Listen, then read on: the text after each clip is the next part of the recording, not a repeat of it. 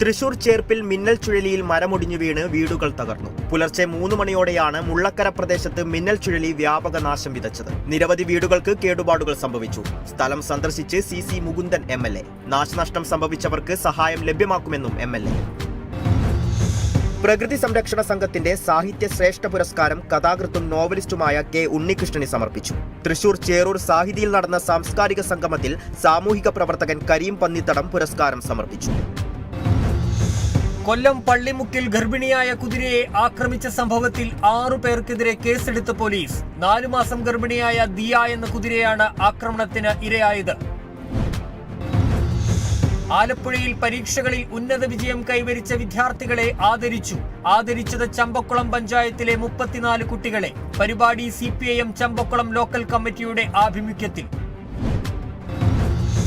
തൃശൂർ എളവള്ളി ഗ്രാമപഞ്ചായത്തിലെ 10ാം വാർഡിൽ അക്ഷര സ്മാർട്ട് അങ്കണവാടി കെട്ടിടം ഉദ്ഘാടനം ചെയ്ത് മന്ത്രി K. രാജൻ. പഞ്ചായത്തിലെ 7 സെന്റ് പുറമ്പോക്ക് സ്ഥലത്ത് നിർമ്മിച്ച അങ്കണവാടി കെട്ടിടത്തിന്റെ നിർമ്മാണ ചെലവ് 28 ലക്ഷം രൂപ.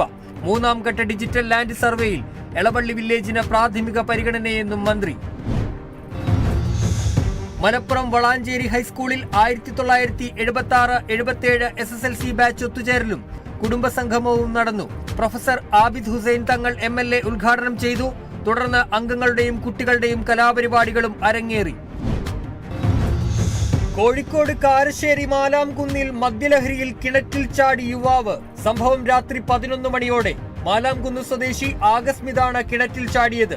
മുക്കം ഫയർഫോഴ്സും നാട്ടുകാരും ചേർന്ന് പുറത്തെത്തിച്ചു. തലയ്ക്കുൾപ്പെടെ പരിക്കേറ്റ യുവാവ് മുക്കത്തെ സ്വകാര്യ ആശുപത്രിയിൽ ചികിത്സയിൽ.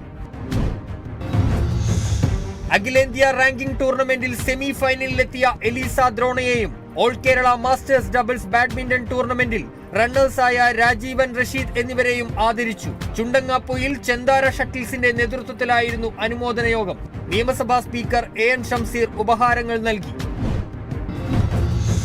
Ernakulam Bengaluru special Vande Bharat എക്സ്പ്രസിന്റെ ticket booking തുടങ്ങി. ആരംഭിച്ചത് എറണാകുളത്ത് നിന്ന് ബംഗളൂരുവിലേക്കുള്ള ബുക്കിംഗ്. സർവീസ് ഈ മാസം 31 മുതൽ. കണ്ണൂരിൽ ഞായറാഴ്ചയുണ്ടായ ശക്തമായ കാറ്റിലും മഴയിലും വ്യാപക കൃഷിനാശം.